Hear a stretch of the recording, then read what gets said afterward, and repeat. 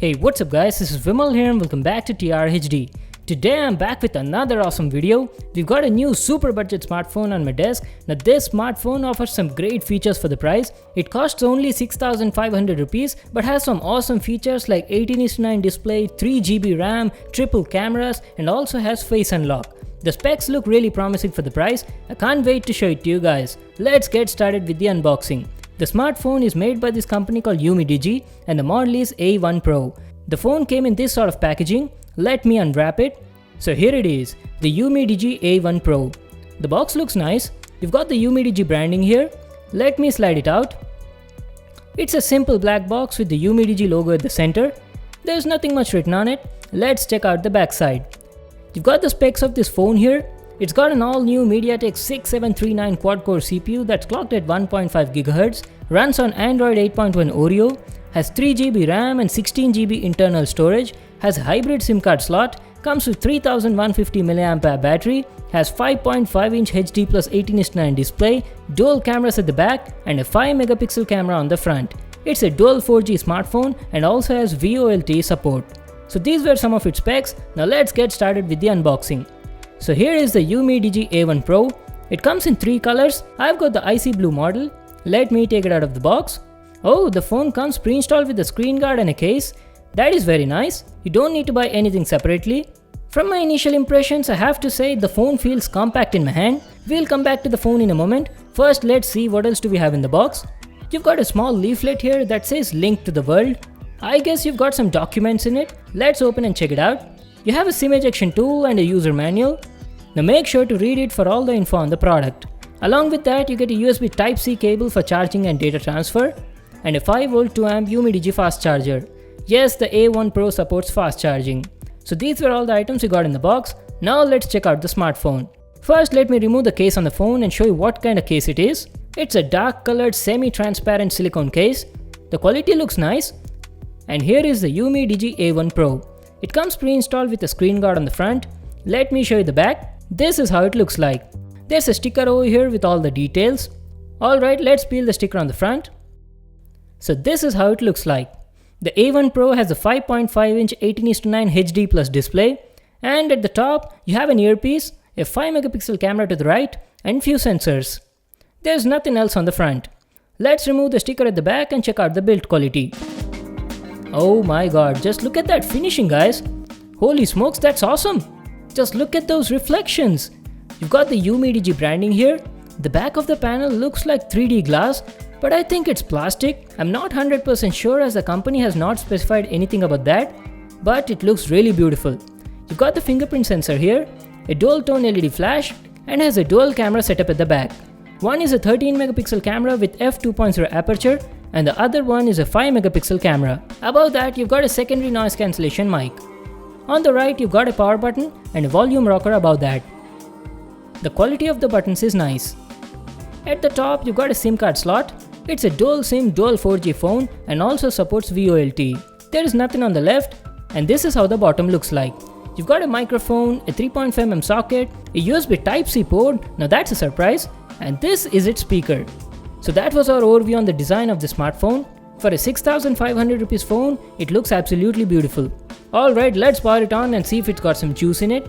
By the time it boots up, let's go through the specs. The Umidigi A1 Pro has a 5.5-inch 18:9 HD plus display, comes with an all-new MTK 6739 quad-core CPU clocked at 1.5 GHz, runs on Android 8.1 Oreo, has 3GB RAM and 16GB internal storage that's also expandable with a microSD card, has a 13 plus 5 megapixel f2.0 dual rear camera setup at the back and a 5 megapixel camera on the front.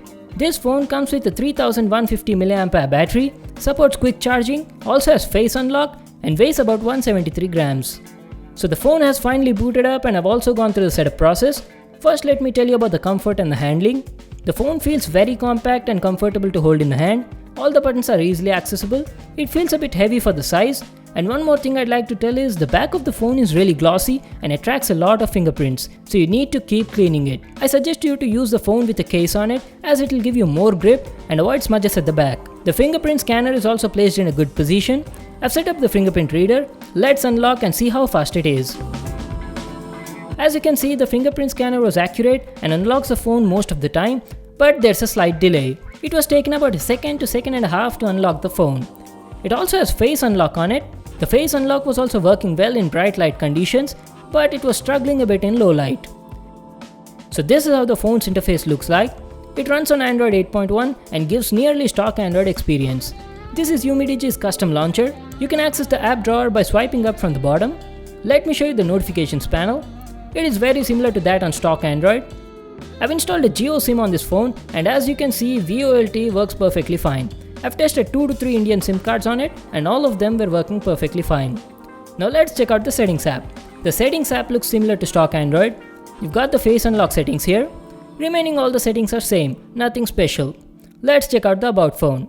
One more thing I forgot to tell you guys, I also got a small update which fixed minor bugs on it. So yes, you're also getting software updates on this phone.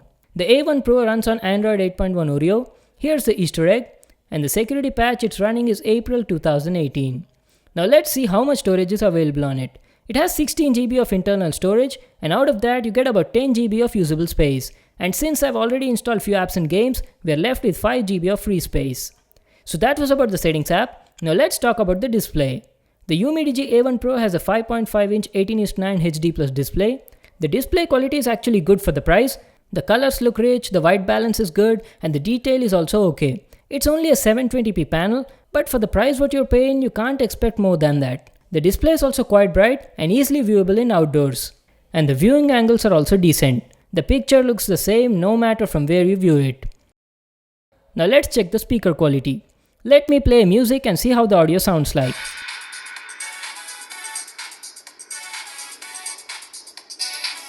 The audio quality is nice, it's crisp and clear, and the distortion was also low even at max volume. The audio output was also satisfying.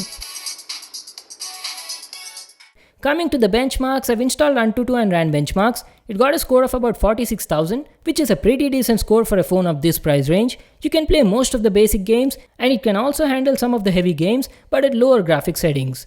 We'll check out the gaming performance in a moment. I've also ran Geekbench 4 on it. It got a single core score of 667 and a multi-core score of 1851. Let me also show you the list of sensors available on it. So as you can see, it's got most of the sensors on it. It's very nice that the company hasn't skipped any of these sensors even on a super budget phone. Now let's jump into the gaming section. Let's play Asphalt 8 and see how the phone handles the game. I'm playing the game at medium graphics settings.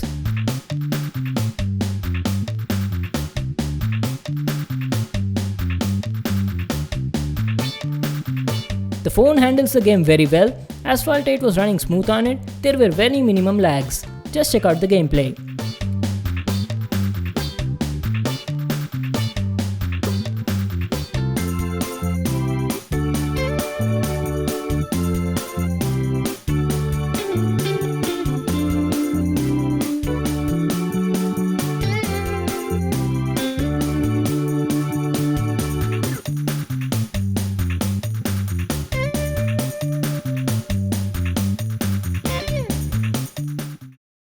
It's time to show you the camera interface and talk about the camera quality. It's got a simple UI, can shoot photos in 13 megapixel resolution and videos in 1080p. Let's take a few photos and see how fast the shutter is. Okay, it's good enough for the price. It's got different camera modes like photo, video, panorama, beauty and bokeh mode. You also have a lot of filters. Now let me show you a few photo samples that I shot with this phone. The photo quality was actually impressive for the price. Just check out these samples. The colors look vibrant, the detail in the photos is nice, the white balance is also good, and the dynamic range was also okay. It has an f2.0 aperture and was producing decent bokehs. It's a very cheap phone, but still it was producing some decent results. It also has a portrait mode on it, but it was not that good. The edge detection was very poor. It was just keeping the central area sharp and blurring out the remaining part in the photo. And here are a few photo samples shot on the front 5 megapixel camera. The low light performance of this camera was average. This is a video sample shot in 1080p at 30 fps. The video quality was average and the focus kept on hunting throughout the video. Now you can't expect much from a phone of this price range.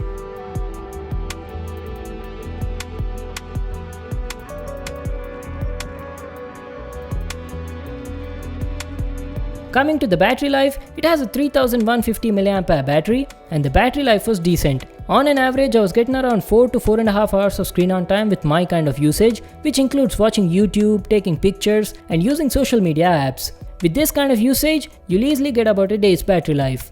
So that was my review on the Umidigi A1 Pro. It's a super budget phone, the build quality is nice, the camera performance was decent, and the battery life was also okay. Now one thing I'd like to mention is, the UI was slightly lagging a bit.